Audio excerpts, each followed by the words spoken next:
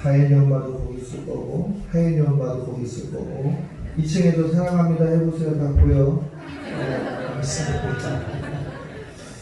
오늘 6월의 마지막 주일이 됐습니다. 전반기의 마지막 주일입니다. 전반기를 마지막으로 이렇게 정리하다 보면 우리가 어떠한 것으로 마무리를 져야 될까. 이제 내일 모레면 6월의 마지막 날인데 어떻게 하면 우리의 신앙을 좀 더 견고히 하고 우리가 어떻게 하면 좀 더 확실하게 승리할 수 있는 방법이 있겠느냐라는 말씀으로 오늘 요엘 2장의 말씀을 찾아보았습니다. 이 땅에 사는 사람들이 성공도 있고 실패도 있고 즉 승리할 수도 있고 질 수도 있는 이러한 상황을 우리가 가정하고 살아가고 있습니다. 절망과 좌절 속에서 몸부림친다고 하는 것은 승리의 길이 있다라는 가정 또한 우리에게 있는 겁니다. 성경은 613가지의 율법을 우리에게 주어서 365개의 하지 말라는 계명과 248개의 하라고 하는 명령을 우리에게 주셨습니다. 오늘 본문에 보면 그러한 613개의 지침 중에서 남유다가 하나님을 거역하고 하나님보다 우상 숭배하고 하나님 앞에서 불순종한 일로 인해서 저들이 엄청난 시련과 고통을 겪고 있는 상황. 그로 말미암아서 죽어야 됨에도 죽지 못하고 살아가는 그런 형편 속에서 그들의 신음소리가 들렸다. 그들의 신음소리로 말미암아서 오늘 이러한 참상들이 소개되고 있습니다. 환풍기 듣고 와주세요. 에어컨이 다 나가. 오늘 요엘서 2장을 봤는데 1장 14절의 말씀에 보면 메뚜기와 황충이가 저들의 지어오는 곡식들을 다 갉아먹었다 이런 말씀이 있어요. 이 말씀은 뭐냐면 인생이 아무리 열심히 수고하고 거둘 것을 놓았다 할지라도 그것을 우리가 우리의 마음대로 가져갈 수가 없다라는 거예요. 또한 거두었으나 또한 우리가 가져가고 결산을 내보니 내 것이 없다라는 겁니다. 성경은 식물이 끊어지는 기근의 재앙을 저들 가운데 임하게 했다. 식물이 끊어지고 재앙이 그들에게 닥치니까 그들이 기쁨을 잃어버리고 또 즐거움을 상실하게 됐다라고 요엘 1장 16절은 이야기하고 있습니다. 죄악은 우리의 기쁨과 즐거움을 빼앗아갑니다. 죄악 가운데 있는 사람은 절대로 기쁨과 즐거움의 주인공이 될 수 없다라는 겁니다. 하나님 앞에서 우리 성도들은 우상 숭배가 주는 축복의 회수를 어떻게 바라볼 것인가. 오늘 요엘서의 말씀을 바라보면서 우리의 신앙을 점검하고 전반기를 정리하고 하나님 주시는 참평화의 기준 안에 저와 여러분이 들어가야 될 줄로 믿습니다. 오늘 요엘 1장 17절에 보면 씨가 흙더미 속에서 썩어진다. 세번역에서는 이것을 어떻게 번역했냐면 흙더미 속에서 모든 것이 말라가 버렸다라는 거예요. 씨를 심었는데 다 말라가서 이제 열매를 받지 못하게 된다. 지금 우리는 어떠냐면 당장 거둘 것이 없다 할지라도 씨앗을 심어놓으면 앞으로 거둘 것이 있으니까 기대를 갖고 살아요. 그런데 오늘 요엘서의 말씀은 씨앗조차도 다 썩게 만들어서 그 모든 가정을 없애버린다라는 거예요. 이러한 고난이 있어도 우리에게 소망이 있다고 한다면 우리가 어려움을 이겨낼 텐데 오늘 요엘서 1장은 창고가 비었고 곳간이 무너졌고 심지어 소와 양떼가 꼴이 없어서 죽어버리고 말라버리고 또 18절 이후에 보면 그들이 하나님 앞에 드릴 예물조차 상실되어 가고서 고통스러워하고 있다 이렇게 얘기합니다. 세번역은 이렇게 소개하고 있습니다. 풀밭에 풀이 없어서 가축들이 울부짖고 있고 소떼가 정신없이 헤매고 있으며 양떼들이 괴로워하고 있다. 이런 상황에 놓여 있을 때 우리의 복음, 우리가 믿는 신앙의 모습은 절망으로 종결되는 것인가? 라는 질문을 우리가 가져야 됩니다. 세상 사람들은 죽음이 모든 것의 끝이라고 이야기하지만 하나님의 말씀은 죽음이 끝나는 것이 아니라 그것이 시작이라는 것을 이야기하고 있습니다. 사랑하는 성도 여러분, 전반기를 마치면서 절망을 소망으로, 죽음을 생명으로, 가난함을 부유함으로, 그리고 고통과 시련 속에서 찬송과 감사함의 영광을 하나님께 드릴 수 있는 저와 여러분의 결단의 모습이 지금 이 시간 이 자리에서 있어야 될 줄로 믿습니다. 오늘 승리하는 법 전반기를 마치면서 첫 번째로 보면 하나님께로 돌아와야 한다라는 거예요. 오늘 12절의 말씀에 보니까 너희는 이제라도 금식하고 울며 애통하고 마음을 다하여서 내게로 돌아오라. 마음을 다하여서 내게 돌아오는 길이 사는 길이에요. 하나님께 돌아가는 길이 사는 길이다라는 거예요. 결국은 하나님을 떠나는 방법과 하나님을 떠나는 길은 죽음의 길이고 좌절의 길이고 실패의 길이다라는 것을 성경은 말씀하고 있습니다. 하나님을 떠나는 인생, 하나님을 떠난 가정, 하나님을 떠난 직장과 사업장, 하나님을 떠난 나라가 어떻게 하나님의 보장을 받을 수 있겠느냐라는 거예요. 어떠한 상황에 처해 있을지라도 하나님께 돌아갈 때에 우리에게 소망이 있는 줄 믿으시길 주의 이름으로 부탁을 드립니다. 하나님께 어떻게 하면 돌아오는 것이냐? 하나님께 돌아가는 길이 인생의 문제를 해결하는 길이요, 영생, 우리가 죽고 난 이후에 회복되어지는 영생을 받는 길이요, 육적, 영적 치료를 받는 길이요, 우리의 모든 죄를 죄사함 받는 기준의 길이 하나님께 돌아오는 길이다. 마태복음 11장 28절은 이렇게 말씀합니다. 수고하고 무거운 짐진 자들아 다 내게로 오라. 내가 너희를 쉬게 하리라. 이 쉬게 하리라고 할 수 있는 말씀은 누가 할 수 있는 것이냐? 전능하신 하나님만이 할 수 있는 일이다라는 거예요. 인생에게 내가 너를 쉬게 해 줄게라고 하는 것은 유한적인 것이고 제한적인 것이고 끝이 있는 겁니다.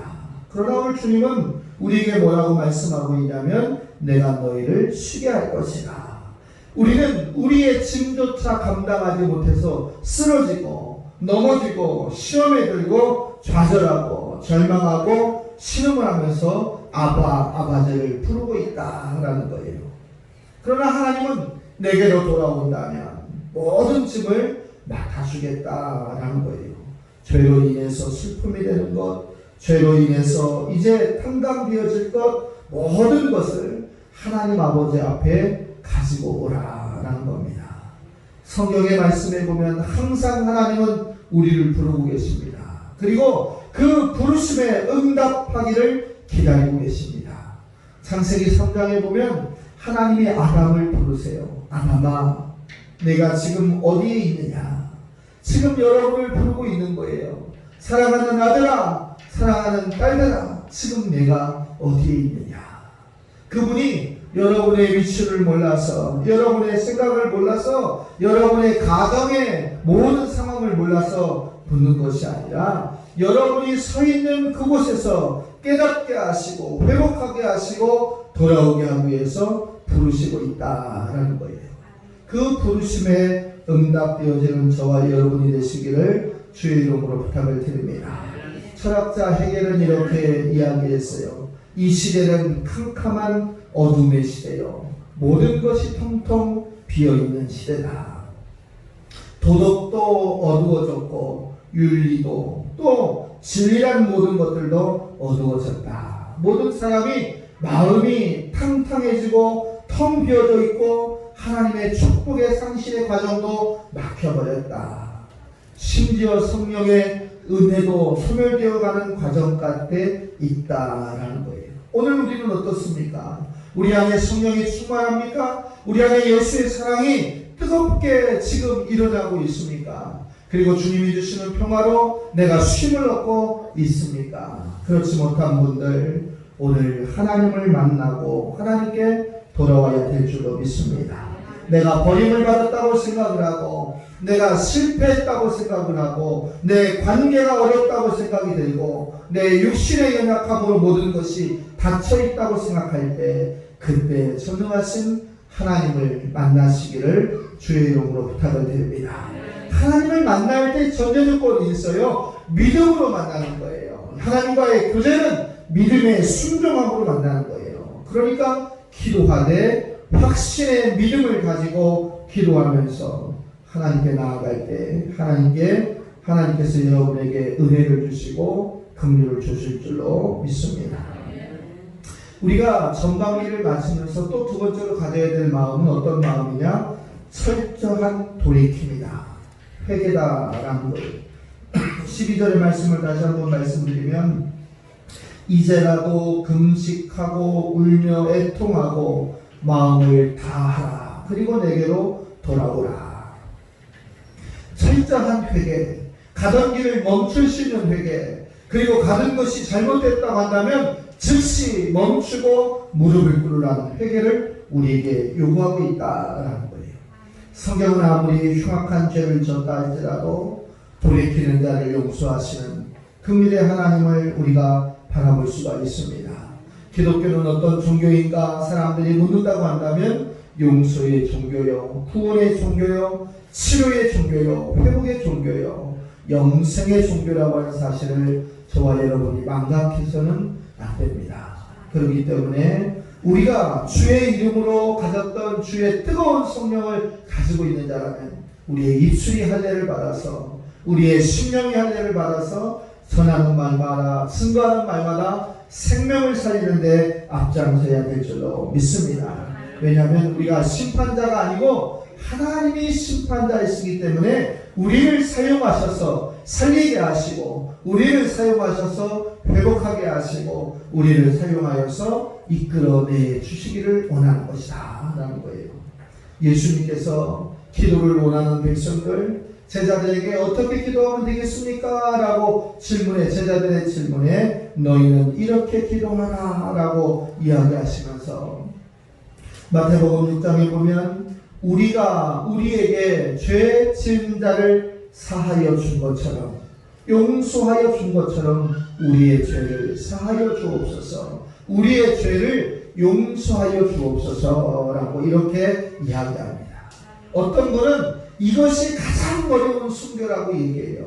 가장 어려운 것이 뭐예요? 내 죄를 용서해 주신 것처럼 나도 남을 용서할 수 있는 결단이 있어야 된다라는 거예요. 우리가 어떻게 남을 용서할 것인가? 하나님은 어떻게 나를 용서할 것인가? 라는 겁니다. 노력해야 되고 참여해야 되고 무릎 꿇어야 될 이유가 여기에 있습니다.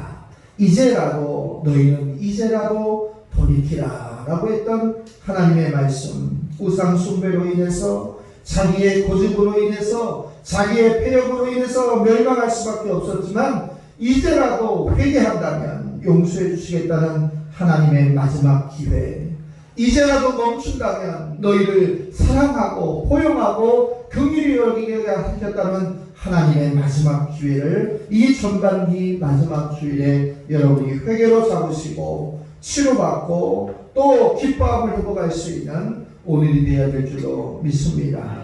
마지막으로 하나를 더 본다면 온 마음을 다하여서 우리가 제단을 쌓아야 된다라는 거예요. 승리하기 위해서 온 마음을 다하여 제단을 쌓아야 된다. 오늘 13절의 말씀해 보니까 너희는 옷을 찢지 말고 마음을 찢어라. 너희 하나님 여호와께로 돌아올지니 그는 은혜로우시며 자비로우시며 노하기를 더디하시며 인애가 크사 큰 뜻을 돌이켜 재앙을 내리지 않게 하시리라. 그랬습니다.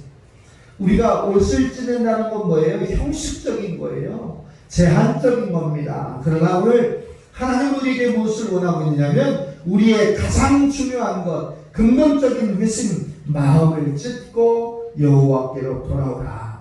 마음을 찢은 자가 어떻게 똑같은 반복된 삶을 살겠느냐라는 거예요. 재단을 쌓으라고 하는 것은 무엇이냐? 예배자로서 회복하라라는 거예요. 하나님을 만나는 그 자세로 살아가라라는 거예요. 하나님을 섬기는 저와 여러분, 온 성도들이 우리의 온 마음과 정성을 다 들여서 하나님 앞에 예배자의 모습으로 사시기를 주의 이름으로 부탁을 드립니다. 오늘 어떻습니까? 여러분이 예배의 현장 가운데 있는데도 불구하고 여러분의 마음이 직장에 있고, 여러분의 마음이 여러분의 통장에 있고, 여러분의 마음이 여러분의 들밭에 과연 있지는 않은가? 그것이 오늘 성경이 이야기하는 우상 숭배요 근심이요 죄악이라는 사실이에요. 하나님께 예배하는 자는 온 마음과 정성을 다해서 하나님께만 집중하고 하나님만을 바랄 수 있는 그 기준 안에 우리가 있을 때 예배의 성공자가 인생의 성공자가 될 수 있는 기준이 된다라는 거예요. 이 시간 한 시간이라도 우리가 온 마음과 정성을 다해서 신령과 진정을 다해서 예배할 수 있기를 주의 이름으로 부탁을 드립니다. 요한복음 4장 23절은 하나님은 예배하는 자를 찾으신다라고 했어요. 예배하는 자를 찾으신다라고 하는 건 무엇이냐면 여러분과 관계를 맺기를 원하신다. 예배의 현장을 통해서 예배를 통해서 찾아오시고 치료하여 주시고 긍휼을 베풀어 주시고 위로하여 주시고 문제의 해결점을 해결할 수 있는 그 근거를 주신다라는 거예요. 환난이 있는 자는 막아주시고 올무에 빠진 자는 건져주시고 힘이 없는 자에게는 힘을 주시고 어리석은 자에게는 지혜를 주시고 불행한 일을 당하는 자에게 좋은 일을 나타나시는 그것이 무엇이냐? 예배의 참여자요 하나님과의 영적 교제 현장에 있는 사람이다 라는 거예요. 예배 시간에 여러분 무엇을 해야 되느냐? 하나님 면전 앞에 서 있는 그 자의 모습으로 하나님의 말씀과 기도와 찬송에만 집중할 수 있는 예배의 신령한 은혜가 여러분과 저에게 결단되어야 될 줄로 믿습니다. 예배처럼 귀한 것이 없습니다. 하나님께 예배드린다라고 하는 것은 내가 지금 죽겠습니다 라는 거예요. 내가 하나님 말씀 안에 죽겠습니다. 순종하겠습니다. 복종하겠습니다 라는 거예요. 예배의 승리자, 인생의 승리자, 하나님이 이끌어주시는 사람은 결코 무너지거나 낙심하지 않는다라는 거예요. 여러분이 오늘 예배를 끝나고 세상을 향해서 나아갈 때 나는 예배자입니다. 나는 예배자이기 때문에 담대하게 세상을 향하여 나아갈 수 있습니다. 나는 예배자이기 때문에 무너지지 않습니다. 나는 예배자이기 때문에 세상에 어떤 것들이 나를 넘어뜨리려 할지라도 하나님의 군대가 나를 지키니 무너지지 않습니다라고 하는 회복의 기도, 선포의 기도, 능력의 기도를 할 수 있는 저와 여러분이 되어야 될 줄로 믿습니다. 아모스 5장 14절의 말씀에 보면 너희는 살기 위하여 선을 구하고 악을 구하지 말라. 환난과 고통이 있을 때 우리가 먼저 해야 될 것이 무엇이냐? 하나님께 내 연약한 모습을 구하고 그리고 그 중심을 다해서 예배하고 그리고 그 중심을 다해서 하나님을 아바 아버지라 부르짖고 우리의 가장 귀한 것을 통해서 하나님께 나아가는 것이 그 비결이다라는 거예요. 사랑하는 성도 여러분, 말씀을 정리해 보겠습니다. 하나님께로 돌아오면 반드시 여러분에게 승리를 허락하여 주십니다. 돌아오실 때 마음을 찢고 회개하면 하나님은 응답해 주십니다. 마음을 찢고 회개하고 자복하는 자가 예배의 현장에 있다고 한다면 하나님께서 모든 축복을 주시는데 어떠한 축복을 주시느냐? 첫 번째는 긍휼을 도와줘 주시고 또 욕을 당하지 않게 하시고 기름진 곡식으로 채우게 하시고 삶 가운데서 기쁨과 즐거움으로 살게 하시고 그의 입술에서 단 한 번도 멈추지 않는 찬송이 차고 넘치게 하시고 하나님의 성령의 충만함을 통해서 이루게 하신다라는 거예요. 여러분들 예배와 삶을 타협하지 않기를 주의 이름으로 부탁을 드립니다. 1시간, 2시간 더 일하고 1시간, 2시간 내가 세상의 행복과 쾌락을 찾는 것이 중요한 것이 아니라 내 영적인 결단이 나를 살리고 내 가정을 살리고 내 직장을 살리고 내 나라를 살린다라고 하는 이 기도의 중심의 현장에 여러분이 있어서 이제 승리할 수 있는 기준이 또 이 후반기를 맞을 때 여러분이 충만한 은혜를 받는 주인공이 되시기를 주의 이름으로 부탁을 드립니다. 어떤 핑계로 될 필요가 없어요. 예배와 하나님을 만나는 것은 핑계와 이유가 될 수가 없다라는 거예요. 환난과 고통 중에 낙심하지 않아야 될 것은 하나님이 나와 함께하고 있기 때문이다.